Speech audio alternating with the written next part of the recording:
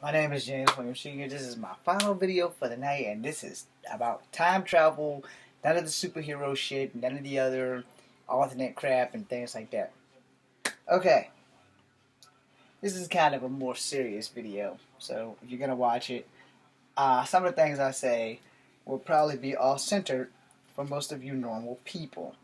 But somebody asked me this one time before, and because I haven't had the best of life, my answer was kind of complex. And I've thought about this answer, and I've thought about this answer, and I've thought about this answer long and hard. So, first, let's talk about time travel. And then I'll give you the question, and then I'll give you my answer. And then I'll give you my reasoning for my answer. So, time travel. Is it a possibility that the flux capacitor is out there somewhere, and we can use it to go back in time? And if we could go back in time, would you change anything? Would you do anything?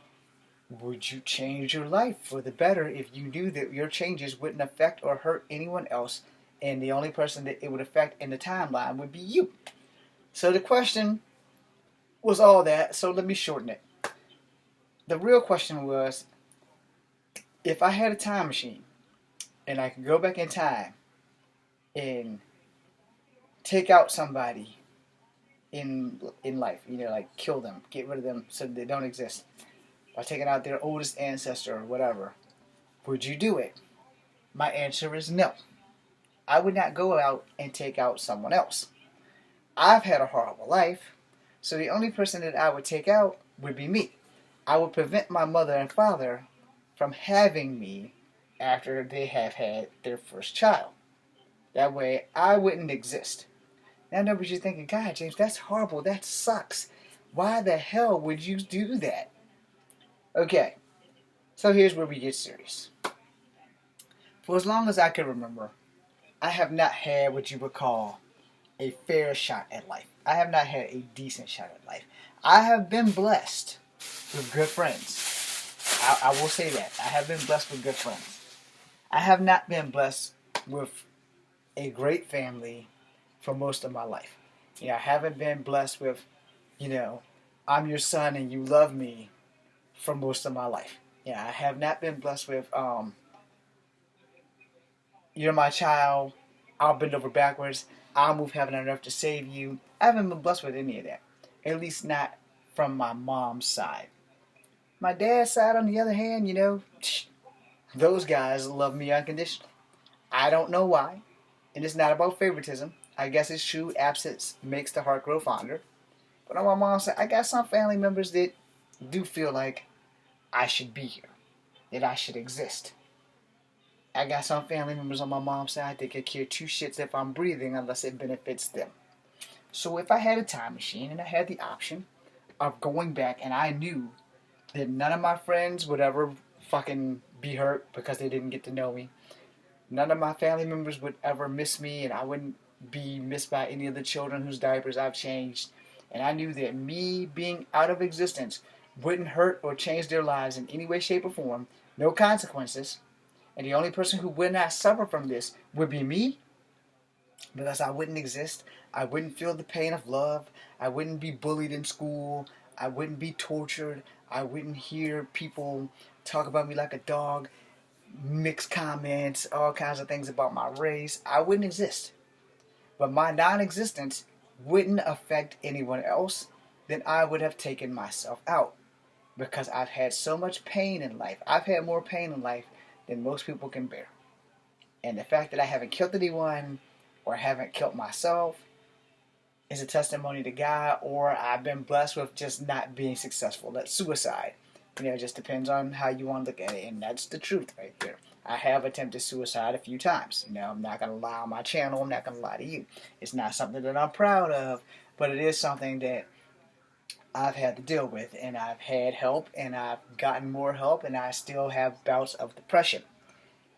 I also have some PTSD for not being able to stay in the Army because I didn't want to go out of the Army. In fact, I joined the Army as a way to die a hero so that I wouldn't die zero. And a lot of people join the Army for different reasons. My heart was broken. I didn't think I had a purpose. I needed a purpose because my choices was I didn't really have a real good job. Was join the Army or start killing drug dealers. Well, in this world, unfortunately, drug dealers have more rights than normal people. They can get those good lawyers who can find every loophole possible, and that wasn't an option. But more importantly, my heart was destroyed. You know, it's still non-usable. I love women, don't get me wrong, but as far as ever being in love and ever going through another relationship, it's gonna take a lot of work because that relationship that I was in was everything to me. It wasn't everything to the girl, but it was everything to me. So losing that because before I met the girl, I was driving down Suicide Lane with blinders on and I cut my own brake cord. No, I was ready to go. There are days where I'm still ready to go. Now let's keep it real. There are days where I look at that bow and arrow and think, if I could get the right ricochet off, I can put that arrow through my throat and it won't be a problem. Oh, y'all don't think I have a bow and arrow. This one doesn't have a tip. But there have been days where I've always thought, if I lay this thing down and I pull a green arrow from TV and spring that thing off the wall and it ricochets and comes back and kicks me in the throat, my problems are over. Unless I fail. I also don't like pain. So that kind of takes out some of those options. Some people love for pain. But I just wanted the pain to stop. I did get help for that. I also have a graphic novel that needs to be published because that graphic novel has saved my life. If I didn't put my mind into that graphic novel, I probably wouldn't be here to make any videos. I started my second graphic novel because I still have bouts of depression. And this timeline question came to me because I always wanted to know about time travel, and I like the time travel movies, I like the time travel concept, I like the time travels in the comics and all that. And I've always said that if I could change my life for the better, or if I could end my life without fucking up other people's lives who've gotten to know me, that I know would probably miss me if I die, except for this bug that I'm going to kill before I go to sleep. It's flying around. You guys probably can't see it because it's like a little light tannish bug that blends in with the yellow wall. But anyway, when you don't have a lot of people supporting you, and when people are constantly putting you down, when people have bullied you from grade school to college, you go through some shit. Here. Before I met the girl that would give me a reason to live and then later give me a reason to die, I was already on death's door. I had thought about suicide probably since I was 7 years old. So thank God for martial arts because sadly me being a street fighter and learning martial arts, it helped me out. It helped me out a lot. It kept me alive. Sadly, the downside is that I like fighting a lot. And learning martial arts made me dangerous. I'm sorry. Get a little emotional when you talk about things like this. I thought, if I can go through time, not like Deadpool, not like the Ashton Kutcher movie, but just go through time and stop myself from existing, who would it affect? The answer was a big fat nobody. If I could do it that way, and that none of my friends or my family would be hurt in my absence, in my non-existence, then that would be the way to go. Because if I don't exist, I don't suffer. And no one wants to suffer. Homeless people aren't homeless by choice. People who commit suicide don't commit suicide because it's something that they can do more than one time. People who commit suicide because they want the pain to stop. They don't really want to die, they just don't want the pain anymore. And it's pain that we, in those people's lives, cause. But we don't care that we cause those pains. We don't go and sit down and talk with them and ask them if they're okay. We don't go and ask them, what can we do to make your life better? What can we do to ease your pain? What can we do to stop adding on to the pain that you're already feeling that we probably inadvertently or purposely caused? No one does that. Which is why people like me exist. Which is why people like me have bouts of depression. Which is why people like me have to write graphic novels to stay alive. Or I have to make these videos why Kung Fu is everything to me, and to have that taken from me put me back down that dark hole that I fought so hard to get out of. So also people like me, which is why Dr. Bishop has a job. And it's why I thank you, Dr. Bishop, for keeping me grounded and giving me plans to follow. Dr. Bishop I owe a lot to. Um, she and I had a plan. I have 3 people on call that I can call at any time. Y'all know who you are. I owe PlayStation 3 and Mass Effect everything. I owe PlayStation 4 and Mass Effect Andromeda everything, because those were part of my plans. Dr. Bishop and I, we set up a plan on doing things that make me happy and keep me from having harmful thoughts to myself. So I know you're all thinking, you've gotten way off track. No, I'm completely on track. This is why I said that if I could go through time and alter anybody's life, I would end mine. Because if I don't exist, I don't suffer. If I don't suffer, I have no worries, I have no pain, I don't have to think about killing myself on a 24-hour basis. I don't have to wake up and wish that God would just end it, because for some reason God just refuses to let me die. Those are things I wake up with every day. No, I can't sit here and tell my friends this all the fucking time. They have lives, they have children, they have things that they need to do. They can't wrap their lives around my life, you know.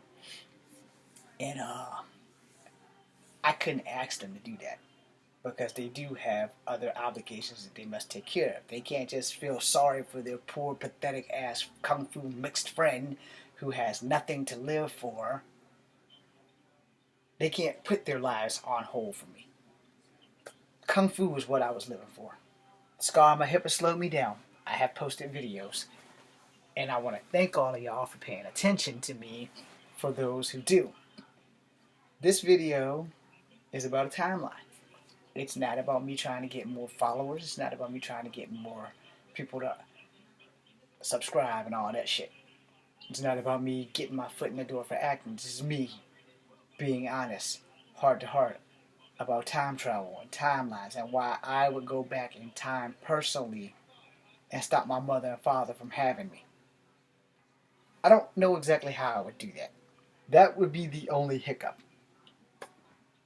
You're not supposed to, I guess, depending on your Back to the Future, Star Trek, X-Men, DC Universe rules of time travel, you're not supposed to meet yourself or family members or stuff like that, because it supposedly can fuck up the timeline or create new timelines and things like that. But I would have probably went and told my father, look, don't have me. I'm the second child. Don't do it. You and my mom are going to get a divorce, and my life is going to be hell. You're not going to live in the same city with us, and my life is going to be hell. It's going to be fine for a little bit, and then it's going to go from the age of 7 and to the age of 40, nothing but hell. And I'm going to be the one that suffers for it. Now, if my father loves me enough to make sure that doesn't happen, he would use a condom so that I'm not born. Or he would learn how to have oral sex a lot. No. I know my father.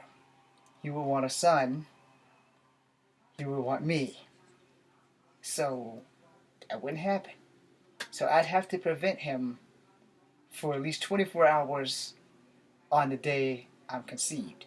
Which means I'd have to go back in time between a year in the time I was conceived or 2 years in the time I was conceived to keep him busy and at bay, to keep him from making me be created. Now I know you're all thinking, that's not logical, but it is if you weigh the pros and cons. The only alternative would be to go back in time to make sure that they never meet. Now that would affect my siblings' timeline, and I would never want to do that. You see the clusterfuck? So I want you guys to think about that. If you can go back in time to stop your pain, to stop your suffering, and the only catch was you didn't exist, but everybody who ever knew you would never have known you and would never have taken that path, and it's guaranteed that their lives won't be fucked up without you in it, would you do that? Because I would have done that. I would have made sure that I didn't exist. So that everyone else who's meant to suffer, I'd have no part in it, but I also wouldn't suffer. And the thing with that is why I brought up the suicide, the depression, the stuff like that. Because if I don't suffer, I don't have bouts of suicide. I don't have thoughts that lead me down that path. I don't have to deal with the depression. I don't have to fall in love and get my heart broken. I don't have to get stabbed in the back by every girlfriend that I've ever had. You weigh the pros and cons. Pain of existing versus no pain and no existence.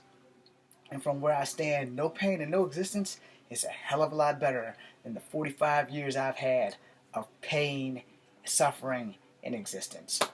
I'm James Williams Jr. This is Comfort Habit number 2. Sleep on it. Be seeing you. If I can get this cursor off.